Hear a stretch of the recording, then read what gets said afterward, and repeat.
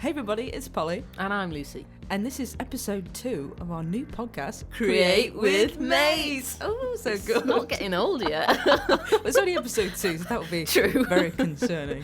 Anyway, we're back again today in our podcast studio setup, aka The Garage, which avid viewers of our Instagram will know as The Garage. We only use this slither of the garage Because it looks the best and you don't want to see the rest.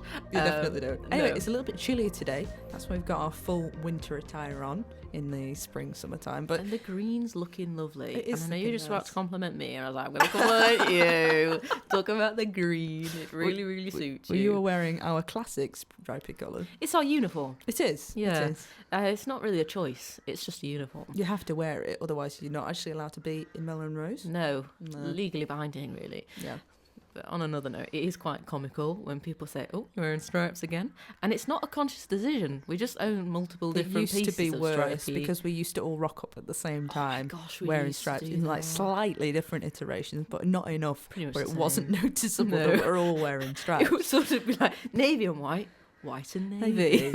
It's Navy, very- white, navy, which is the same thing. blue jeans and blue jeans. And the same face and hair as well. Yeah, so now it's lovely, but no, We did used to look like a girl band. absolutely, and to be honest, that's such a good segue from Polly Miller, because we're going to be talking about Polly Miller from a music point of view, because I know Polly, because we're sisters. And she's really cool. But I'm thinking, if you're not familiar with Melon Rose or you're not familiar with us, I think it'd be quite nice, really, to hear more about you from your point of view. Not me rambling on for loads of time, but because you're a musician, and I'd love to know a little bit more about the thought process and how you go about things. I'm just going to kick off with such a loaded question, Oh, which isn't God, like no. it's not like a one-word answer, but how on earth do you go about writing a song?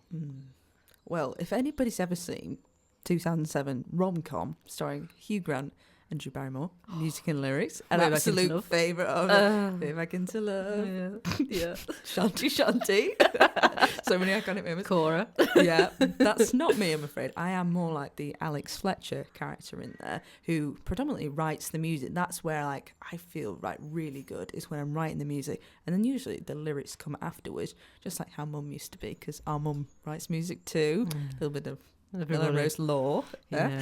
Yeah.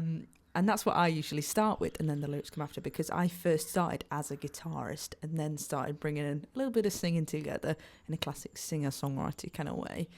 So that's how I've always started, and I love playing the bass and the drums and doing the production side. And then usually it'll start with a bit of gibberish, won't it? Yeah. Mumbling into the mic sort of thing, and then sometimes a few words will stick out, and then a story will start to form, and it'll be great because it'll start from nothing, and then as we go on, more words and more story, so and it gets cool. super exciting, and then obviously finish it off with the bits and pieces of mixed and mastering. But it really does start from just like a simple melody on a guitar. Oh, that's fantastic. Because I know with your latest album, Slow Dancing, little self-plug again there, well, I didn't know anything about this song, because normally you come in with like a bit of an idea and you think, oh, that's pretty good, oh, that's got legs, that one. And then you just came in with like a fully produced, mastered piece, and you're like, I've just written this, I think it's pretty good. And I was like, yes, it is. All I can think of was like, we can sing it because it's your song. Yeah, no copyright here. No copyright. Got the main gal with me. So that was so cool.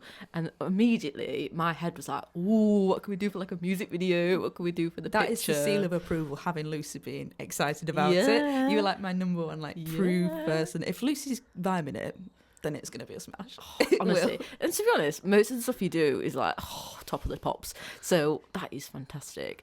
And I want to also talk about, another little cute segue here, is how you integrate, big word for me, the calligraphy and the music together. And that is the epitome of the album cover or the single cover. Yeah. And I feel like the latest one, it's got calligraphy and hand lettering in it, but it's slightly different. It's different. Yeah. I mean, all of them have to start with either photography, but they always have to have hand lettering on. Yeah. It's just like part of me, and it's just got to be on there. And that's one of the nice things is if you do lettering, you can do it all yourself, and it becomes even more special because it's so personal. But this one was like fully illustrated because I was looking a lot on Pinterest, which is my absolute favorite website. I spent hours on there getting inspiration for like cowgirl, disco, dance floor sort of vibe.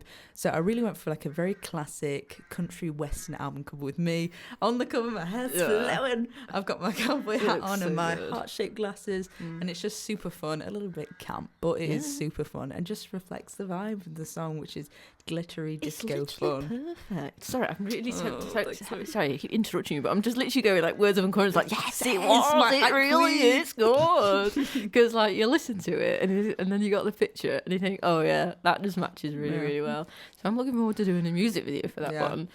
Well, you are the videographer of Melrose and everything else that we do, which is so nice because we do it literally everything, don't we? Yeah. From the editing to the filming to the music, we do it all together. So it's a bit of a task to do, but it's such a passion thing to do. Yeah, and at the end of the day, you're sort of starting out and you are an independent artist.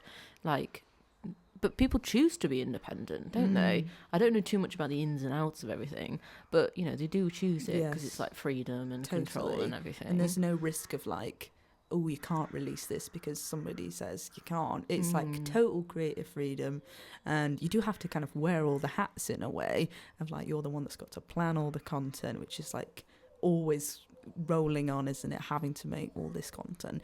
But it is amazing because you do get that freedom. It's like, oh, I want to put this out today, and you can. And that's the really nice thing about it now.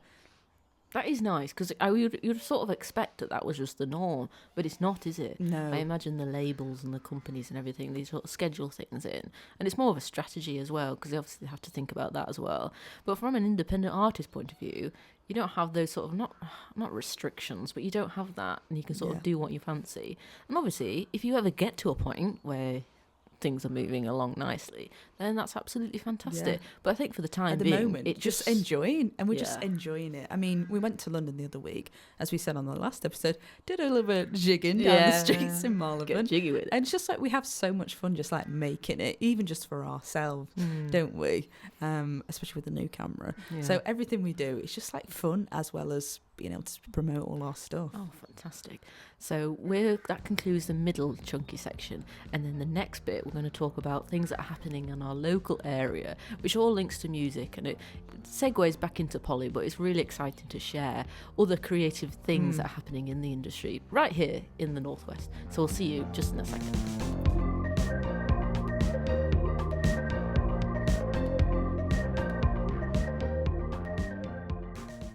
So you can't talk about Lytham and the Northwest and music without talking about Lytham Festival coming this summer. I mean, there's always been a crazy lineup, but this year has got to be the absolute top. Oh yeah. Got Justin Timberlake, Stevie Wonder. Oh yeah. Coming to Lytham, that's crazy. Isn't it just? Alanis Morissette, all super, super cool, and great openers coming as well. Dagny, that Swedish artist. Oh my God. She's so cool.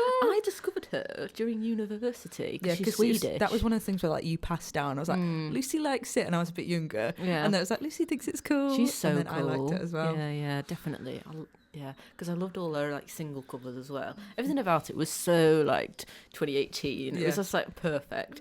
And then now that she's come in, wow, that's really, really cool. She's still got good tunes coming out as well. Latest album, really great. It's fantastic, just indie synth pop. Oh, just so classic. Oh, well, that's cool, because that's what she sounded like a while ago. So it's nice to evolve, but stay. She's still got her sound, which is great. That's fantastic. Yeah. So what else is happening in Lytham? Because we went to an evening the other night. Yeah, at Lather Pavilion. So if you live in Lytham or the Northwest and you drive past Lather Pavilion, you might have seen that being built from the absolute ground up. And now it's here and it's ready and it's open. Yeah. It's super exciting. A brand new creative space right here in Lytham. And it's nice because it's a different space from the original existing space. So there's going to be new artists, new musicians, new acts, new performers, which may not have been present at the other one, which is really cool because it sort of suits both camps really, which is really fantastic. And it's going to bring new people into the area as well, and also performances that you may only get in larger cities, in Manchester and Liverpool, and they're bringing them right here to the coast. Amazing. So it's really exciting. So to have both that and the continuing Lytham Festival fantastic. And from our point of view, obviously it's amazing to see Lowther adapting and Yeah. growing, but it's also cool because you've been working with them for a while now, and it's lovely to see you both coming up together. And I know that you've really appreciated all the opportunities along the way, and it's lovely to see any sort of future potential. It is. So, because you're playing at one of the festivals. Yeah, they've got so many festivals that go on in the summertime, which is a great family festival as well, but just great for like local musicians as well. Whoever you are, you kind of come along and play, and it's such a nice atmosphere, especially the folk festival, which has got like a real just laid back acoustic and vocals vibe, which is so nice and perfect for summertime, and just to have a jam, because we've got good roots with Lowther. Because a few years ago, you might have seen, if you're from Lytham, we did those enormous Shakespearean quotes all over the park, and we had a few concerned Lytham citizens to me. Like, are you meant to be doing that? Allowed to be doing that? As if we're vandalising it with graffiti, which would be the lamest graffiti ever. Let's do Shakespearean quotes, as if we're some kind of like rebel. If music be the food of love, Play on, rock on.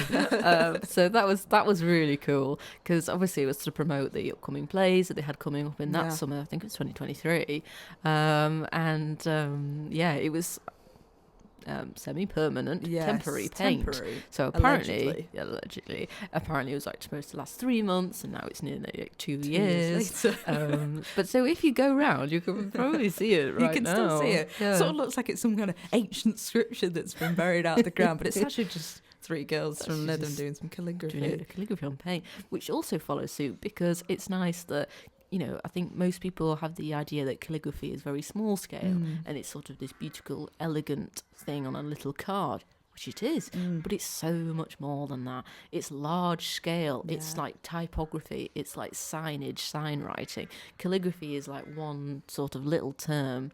So it's really cool to see the same script style. And if you've been to one of our classes, it's all the same script style, but like massive on a completely bigger scale. So it was really cool to like show people that there's so many more things you can do with calligraphy. Absolutely. It's so versatile. And especially with that one, it was huge, wasn't it? So we really had to get out our big paintbrushes and all these kind of fun materials, huge bits of paint. Got a little bit messy, shall we say, but it did look fantastic.